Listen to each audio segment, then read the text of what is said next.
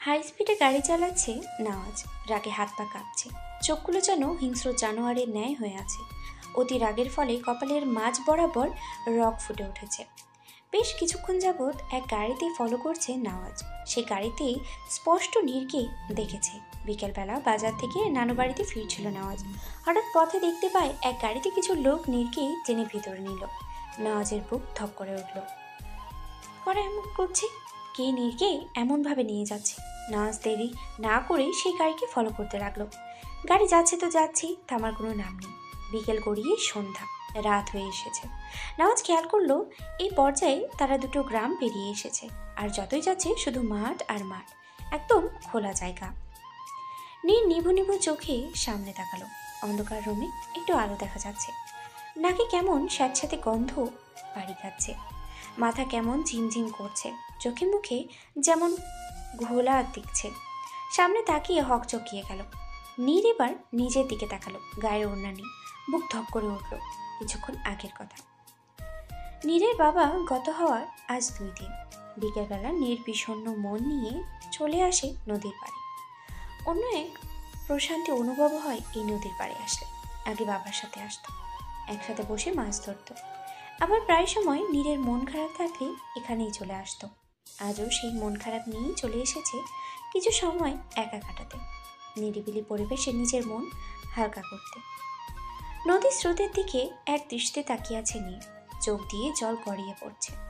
এই স্রোতের মতোই সময় চলে গিয়েছে আজ 2 দিন। আজ 2 দিন বাবাকে দেখা হয় না, হয়তো আর দেখা হবে না। কোনোদিন ছুঁয়ে দেখাও হবে না, জড়িয়ে ধরাও হবে না। বরাবর নীর তার বাবার কাছে শিখেছে যে কোনো পরিস্থিতিতে শক্ত থাকতে। এই যে এই 2 দিন বাসায় কেঁদেছে কম, মা ও বোনকে আগলে নিয়েছে। কারণ সে জানে সে যদি ভেঙে যায় মাও নয় না আরও বেশি ভেঙে পড়বে। তাই নিজেকে ধরে রেখেছিল, কিন্তু এখন আর ধরে রাখতে পারছে না। বেশ কিছুক্ষণ অতিবাহিত হয় নীরের অশ্রু বিসর্জনে। নীর নিজেকে সামলে নেয়। কানে কয়েক জোড়া জুতোর আওয়াজে নীর পিছে তাকায়। চোখে মুখে বিষণ্ণ স্পষ্ট, সাথে ভয় কাজ করে। এই জায়গাটা একটু নিরিবিলি, বলা চলে মানুষের আনাগোনা কম। নীর পাখি, তোমার কি মন খারাপ? দেখো আমি আসছি আমার নীর পাখির জন্য। আমার সাথে সময় কাটাও, মনও ভালো হইব।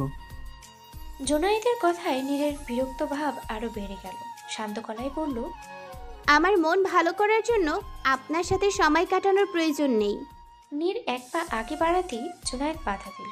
ঠোঁটে বিশ্রী হাসি ফুটিয়ে বলল, নীর পাখি এত দেমাক কেন তোমার? একটু বসো, তোমার সাথে 2টা কথা কই। তুমি আমার গায়ে মলম লাগাও, আমি তোমার গায়ে মলম লাগাই। দুজনে দুজনের সাথে একটু মিশি। দেখুন, আমার বাসায় যেতে হবে, যেতে দিন আমায়। আপনি আপনার মতো থাকুন, আমাকে আমার মতো থাকতে দিন। আপনি অযথা বাড়াবাড়ি করবেন না। এবার জোনায়েদ নীরের হাত ধরল। নীর হাত ছাড়িয়ে ঠাস করে চর বসিয়ে দিল। এসব বেয়াদবকে 2-4টা চর না মারলেই হয় না। কিন্তু পরক্ষণে জোনায়েদ নীরের গাল চেপে ধরে বলল, সালি এত কিসের তো দেমাক? তুই আমার আমার আগেও চর দিছিস, কিন্তু তোরে সাইডা দিছি। মনে করেছিলাম তোর লোকে একটু কথা কমু, কিন্তু না, তুই আবার আমার এই চর মারলি। তোর এখন বুঝামো আমি কি জিনিস। বলেই তার পাশে দাঁড়ানো এক ছেলেকে চোখে ইশারা করলো। নীরকে গাড়ির ভেতরে বসানো হলো। নীরের হাত পা বেঁধে দেওয়া হলো। এরপর আর নীরের কিছু মনে নেই। নীর সামনে বসে থাকা ব্যক্তিটিকে বলল, আমাকে যেতে দিন জুনায়েদ ভাই, আমি তো আপনার কোনো ক্ষতি করিনি। আহ, তুই আমার কেন ক্ষতি করস নাই? সালি 2বার চর মারছস, কথা কইতে লাগিয়ে দেমাক দেখাস। আজকে একেবারে তোর সব গরম বের করুম, সামনে তোর ইজ্জতের 12টা বাজাবো। বলে কেমন বিশ্রীভাবে জোনায়েদ হাসতে লাগলো। নীর চোখ দিয়ে জল গড়িয়ে পড়ল। আজকে কি তবে সব শেষ? ভাই, এই ঝালমরিচে সব ঝাল বের করবেন, সব তেজ বের করে আবার সম্মান শেষ করবেন। নীর পাশে দাঁড়িয়ে থাকা ছেলেটিকে ছড়ো ছড়ো চোখে তাকালো। ছেলেটাকে দেখেই বোঝা যাচ্ছে নেশাখোরের মতো। নীর আকুতি খান মাখা কণ্ঠে বলল, আপনার তো বাসায় মা বোন আছে, আমিও তো আপনার বোনের সমান, আমাকে যেতে দিন। জোনায়েদ নীরের সামনে এসে গেল। গাল চেপে ধরে 2 চোখ বড় করে বলে, নিজের সাথে আমার বোনের তুলনা করবি না। আর এত ভয় পাইতেছস কেন? দেখবি প্রথমে একটু খারাপ লাগলেও পরে মজা পাবি। আহ, আজকে তোরে নিঃসম করুম। তোর গায়ে ভালোবাসা কলঙ্কের দাগ লাগামু। শরমে কাউকে মুখ দেখাইতে পারবি না। নীরের চোখ দিয়ে অনবরত পানি পড়ে যাচ্ছে। মনে মনে দোয়া করলো যেন আল্লাহ একটু সহায় হয়। আল্লাহ তো মান সম্মানের মালিক, আল্লাহ যেন মান সম্মান রক্ষা করেন। নীরের পায়ের বাঁধন খুলে দেওয়া হলো। নীর মনে একটু সাহস পেল। এখনো সুযোগ আছে, সুযোগের ব্যবহার করতে হবে, নিজেকে সক্রিয় রাখতে হবে। নীরকে এক বিছানায় শুইয়ে দেওয়া হলো। নীরের পুরো শরীরের দিকে বাজেভাবে দৃষ্টি নিক্ষেপ করলো জুনায়েদ। বাকি লোকেদের বাইরে বের হতে বলল। তার ইশারা মতো সবাই বাইরে বের হলো। জুনায়েদ নীরের সাথে ধস্তাধস্তি শুরু করলে নীর সাধ্যমতো নিজেকে রক্ষা করার চেষ্টা জানল। জুনায়েদের নখ দিয়ে নীরের গলায় খামচি লাগলো। নীরের হাতের কাছে জামার অংশ ছিঁড়ে গেল। ব্যথায় নীর আর্তনাদ করলো। তবুও নীর নিজেকে সামনে নেওয়ার চেষ্টা চালালো। কিন্তু যতই সময় যাচ্ছে নীরের শক্তি কমে যাচ্ছে। যতই হোক, ছেলে মানুষের শক্তির কাছে একা একটা মেয়ের শক্তি কিছুই না। আস্তে আস্তে নীর নিস্তেজ হতে শুরু করলো। চোখ যখন বন্ধ হলো তখন নেওয়াজের ফেস ভেসে উঠল। আগেও যতবার বিপদে পড়েছে নেওয়াজ সামনে নিয়েছে। আজ নেওয়াজকে মনে পড়ছে নীরের। নেওয়াজকে খুব প্রয়োজন। নীর চোখ বন্ধ থাকা অবস্থায় শুধু এতটুকুই বিড়বিড় করলো, নওয়াজ আপনি কোথায়? আপনি কি এবার আমাকে সাহায্য করবেন না? নীরের নওয়াজকে খুব প্রয়োজন। নেওয়াজ নীরের দিকে তাকিয়ে আছে। নীর বিছানায় বসে মাথা হাঁটুর উপরে গুজে রেখেছে। দুজনে নীরব, মুখ দিয়ে কোনো কথা বের হচ্ছে না। কথা বেরোবে কি করে? এই যে এত বড় একটা কাণ্ড হলো, সেটা তো সহজে মেনে নেওয়া সম্ভব না। বড় কথা হলো, এখন যা হলো তার জন্য কেউ দায়ী নয়। হয়তো পরিবেশ পরিস্থিতি চাইতো বলেই হয়েছে। আর নেওয়াজ বা কি করতো? তার তো করার কিছু ছিল না। নেওয়াজের কথা ভেবেই চোখ নিভু হওয়ার সময় দেখতে পেল কেউ একজন রুমে প্রবেশ করলো। নেওয়াজ রুমে প্রবেশ করেই হকি স্টিক দিয়ে জোনায়েদের পিঠে বাড়ি মারল। জোনায়েদ হক চকালো। নেওয়াজের দিকে তেড়ে গেল। নেওয়াজ ইচ্ছে মতো হকি স্টিক চিরে জোনায়েদকে মারল। জানোয়ারের বাচ্চা, তোর সাহস হয় কি করে নীরকে ছুঁয়ে দেখার? তোর আজ এমন অবস্থা করব যে জীবনে আর কোনো মেয়ের দিকে তাকানোর সাহস পাবি না। নেওয়াজের চোখে মুখে যেন হিংস্রতা ছাপ স্পষ্ট। পুরো মুখ লাল বর্ণ ধারণ করে আছে। হাতের পেশিগুলো ফুলে উঠেছে। জোনায়েদ এবার নেওয়াজের বুক বরাবর লাথি দিল। নেওয়াজ তাল সামলাতে না পেরে পড়ে গেল। হাত পড়ল মদের বোতলের উপর। বোতল ভেঙে কাজ নেওয়াজের হাতে ঢুকে গেল। হাত কেটে রক্ত বের হয়ে গেল। নেওয়াজ উঠে এক হাতে হকি স্টিক দিয়ে জোনায়েদের মাথায় বাড়ি দিল। জোনায়েদ মাটিতে লুটিয়ে পড়ল। নেওয়াজ দ্রুত নীরের কাছে চলে গেল। শুকনো মুখ দেখে ভেতর মোচড় দিয়ে উঠল। নীরকে কোলে তুলে নিল নেওয়াজ। নীরকে গাড়ির সামনে বসিয়ে ড্রাইভিং শুরু করলো। নীরের জ্ঞান নেই। বেশ কয়েকবার ডাকার পরও নীরের কোনো আওয়াজ পাওয়া গেল না। নেওয়াজ ড্রাইভিং করছে তো করছে, আশেপাশে কিছু দেখা যাচ্ছে না, শুধু ঘন গাছ ও মাঠ। নেওয়াজ ড্রাইভিং স্পিড আরও বাড়িয়ে দিল। ড্রাইভিং করার মাঝে গাড়ি বন্ধ হয়ে গেল। নেওয়াজ বের হয়ে দেখলো টায়ার পাঞ্চার হয়েছে। ইস, বিপদের উপরে বিপদ। এখন এই খালি রাস্তায় কিছু দেখা যাচ্ছে না। আর এভাবে খালি রাস্তায় একটা মেয়েকে নিয়ে থাকাও ঠিক না। সাথে থাকা ফোন কোথায় ফেলেছে তাও মনে নেই। ফোন থাকলে হয়তো কোনো ব্যবস্থা হতো। নেওয়াজ নীরের কাছে গিয়ে বেশ কিছুক্ষণ ডাকলো, কিন্তু নীরের কোনো শব্দ নেই। নেওয়াজ নীরকে কোলে তুলে নিল। বেশ কিছুক্ষণ হাঁটার পরে এক বাড়ি দেখতে পেল। লাইট ঝলমল করছে বাড়িতে।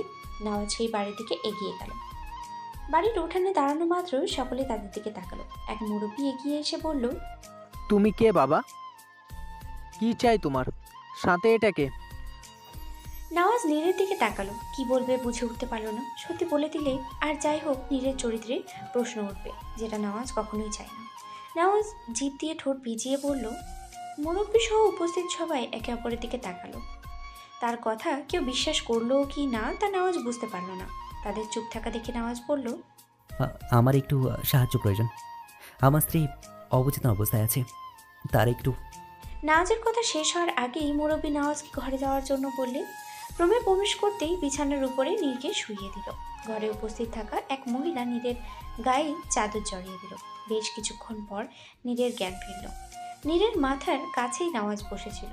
নীর চোখ খুলে অচেনা জায়গা ও মানুষ দেখতে পেয়ে কেঁদে দিল। ভয়ে আড়ষ্ট হলো, কিন্তু পরক্ষণেই নেওয়াজকে দেখতে পেয়ে কেঁদে উঠল। নীর শান্ত হতেই ঘরে উপস্থিত থাকা এক মহিলা নীরের দিকে এক গ্লাস পানি এগিয়ে দিল। নওয়াজ নীরকে পানি খাইয়ে দিল। নীর শান্ত হতেই মুরব্বী নওয়াজকে রুমের বাইরে নিয়ে গেলেন। এক মহিলা হাতে কাপড় নিয়ে রুমে প্রবেশ করলো। নীরকে জামা পরিবর্তন করে দিল। নীরের পাশে এক মেয়েকে বসিয়ে মহিলা বাইরে চলে গেল। মেয়েটার বয়স নীরের সমান হবে।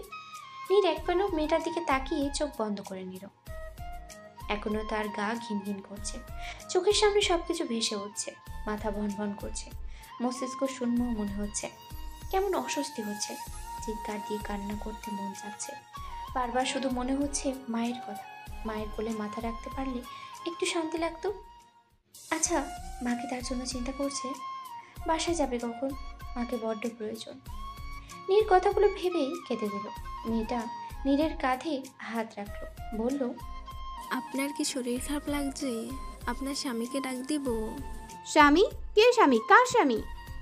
নীর চোখ তুলে মেয়েটার দিকে তাকালো, বলল, আমার স্বামী। মেয়েটা বলল, কেন? ওই যে সুন্দর বাই তো আপনার স্বামী হয়, তাই না? ভাইকে ডাক দিব? নীর কিছু বলল না, চুপচাপ থাকলো। বাবা, তোমারে দেখে ভালো ঘরের পোলা মনে হইতাছে, দেখতে শুনতে ভালো। মাইয়াটা কি আসলেই তোমার বউ? মুরব্বীর প্রশ্নে কি উত্তর দেবে তা জানা নেই নওয়াজে। সে জানে মিথ্যে বলা ঠিক না, কিন্তু এটাও জানে যে এখন সত্যি বললে আর কোনো প্রশ্ন উঠুক বা না উঠুক, ঠিক নীরের উপরে প্রশ্ন উঠবে। তাই নিজেকে সামনে নিয়ে বলল, আমার বউ? মিথ্যে কেন বলবো আমি? তা তুমি এত রাইতে কই গিয়েছিলাম? তোমার বউয়ের এই অবস্থা কেন? আসলে চাচা, আমরা একটু ঘুরতে বের হয়েছিলাম। রাস্তায় কিছু খারাপ মানুষের কাছে পড়েছি, নিজের জান হাতে নিয়ে কোনো রকম এসেছি। মুরব্বী নওয়াজের দিকে তাকালো। মুরব্বীর তাকানো কেমন ভাবলেশহীন। নওয়াজ বুঝতে পারলো মুরব্বী তার কথায় এত একটা বিশ্বাস করতে পারলেন না। নওয়াজের মাথা কাজ করছে না যে কি করলে মুরব্বীকে বিশ্বাস করাতে পারবে। তবুও শান্ত গলায় বলল, চাচা, আমার উপর আপনি বিশ্বাস করতে পারেন। মুরব্বী কিছু বলল না। বেশ কিছুক্ষণ পর বলল, আমি তোমার আর তোমার বউয়ের আবার বিয়া দিতে চাই। নওয়াজ নিজের কানকে বিশ্বাস করতে পারলো না। বার কয়েক ঢোক গেল, কোনো উত্তর দিল না। দেখো বাবা, আমি স্পষ্ট কথা কই, তোমারে আমি কেমনে বিশ্বাস করুম যে তুমি সত্যি কথা কইতেছো? আজকালকার যুগ ভালো না। আর তোমার বউয়ের আবার তোমার লগে বিয়া দিমু, এখানে তো ভাববার কিছু নাই। নওয়াজ দু ঠোঁটে উচ্চারণ করে, চাচা, আমি রাজি। মুরব্বী কথা মতো রুমে চলে আসে নওয়াজ। মুরব্বী কাকে যেন ডাকতে গেছেন। পুরো ঘটনা নীরকে বলে নওয়াজ। নীর কি বলবে ভাষা খুঁজে পায় না, চুপচাপ বসে থাকে। আসলে একের পর এক এই ধাক্কা নীর নিতে পারছে না। কি হচ্ছে তার জীবনে এগুলো? মুরব্বী তার সাথে আরও একজন মুরব্বী নিয়ে রুমে প্রবেশ করলো। সাথে আরও কয়েকজনের প্রবেশে রুম পুরো ভরে গেল। নওয়াজ বুঝতে পারলো মুরব্বীর সাথে যে লোক এসেছে তিনি কাজী। বুঝতে পারলো সেই কাজী মুরব্বীর আপন ভাই।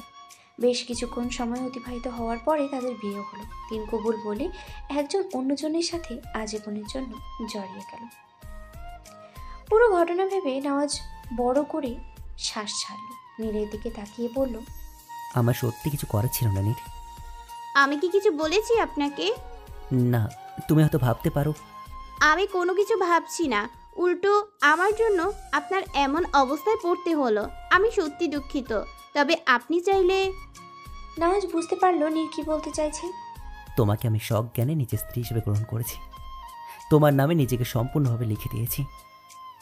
সম্পূর্ণ সম্মতিতে তোমার পাশে থাকার প্রতিশ্রুতি দিয়েছি। আর তুমি যে কথা মুখে আনতে চেয়েছো তা যেন আজকের পর আর মস্তিষ্কে না আসে। নীরের চোখ দিয়ে জল গড়িয়ে পড়ল। চোখ বন্ধ করে নিল। কিন্তু কাল যখন সবার কাছে বিষয়টা জানাজানি হবে তখন মা কিভাবে নেবে? নওয়াজের ফ্যামিলি কি তাকে একসেপ্ট করবে? তাকে কি বাড়ির বউ হিসেবে মানবে? কেউ আবার নীরের চরিত্রে প্রশ্ন তো তুলবে না? না, নীর আর ভাবতে পারছে না। মাথা ব্যথায় ফেটে যাচ্ছে। কিছুক্ষণ পর তার পাশে কারো অস্তিত্ব বুঝতে পারল। চোখ খুলে দেখলো নওয়াজ পাশে বসে আছে। নওয়াজ নীরের চোখের পানি মুছে দিল, দুগালে হাত রেখে বলল, এত কিছু তোমাকে ভাবতে হবে না, যা হবে পরে দেখা যাবে। একসঙ্গে সামনে নেব। এই নাওয়াজ তারকার আছে তোমার কাছে, এখন একটু রেস্ট করো। নীরের চোখ গেল এবার নিয়াজের হাতের দিকে। হাতে ব্যান্ডেজ করা, ব্যান্ডেজের উপরে রক্ত ভেসে উঠেছে। নীর আটকে উঠল, অস্থিরতার সাথে বলল, কি হয়েছে আপনার হাতে? ব্যথা কিভাবে পেলেন? বেশি ব্যথা করছে? রক্ত মনে হচ্ছে অনেক বেরিয়েছে। চিন্তা করো না, সামান্য কেটেছে, ঠিক হয়ে যাবে। তুমি একটু ঘুমানোর চেষ্টা করো তো। ধন্যবাদ তালুকদার সাহেব, আজ অনেক বড় দুর্ঘটনা থেকে বেঁচে গেলাম আপনার জন্য, নয়তো আমার সম্মান। কিচ্ছু হতো না, আমি আছি তো। এখন একটু ঘুমানোর চেষ্টা করো, ওকে? নীর চোখ বন্ধ করলো, মাথা ব্যথায় টনটন করছে, কিন্তু মাথায় কারোর হাত অনুভব করলো। হাতের ছোঁয়া যেন ব্যথা কিছুটা হলেও কমতে শুরু করেছে। এই লোকটা কেন তার সব কিছু বুঝে যায়? বলার আগেই যেন সব বুঝে যায়। এখন শুধু কালকের অপেক্ষায়, সব কিছু ভালো হলেই হলো। নীর ঘুমিয়ে যেতেই নওয়াজ অপলক তাকিয়ে রইল নীরের দিকে। মেয়েটার উপরে খুব ধকলকেছে আজ, কিন্তু কালকের জন্য টেনশন হচ্ছে। কিভাবে সামলাবে সে সব কিছু? সবার এত এত প্রশ্নের উত্তর কিভাবে দেবে? বড় এক নিঃশ্বাস ছাড়ল। নীরের গায়ে চাদর টেনে জানালার পাশে দাঁড়ালো, দৃষ্টি নিক্ষেপ করলো দূর আকাশে চাঁদের দিকে।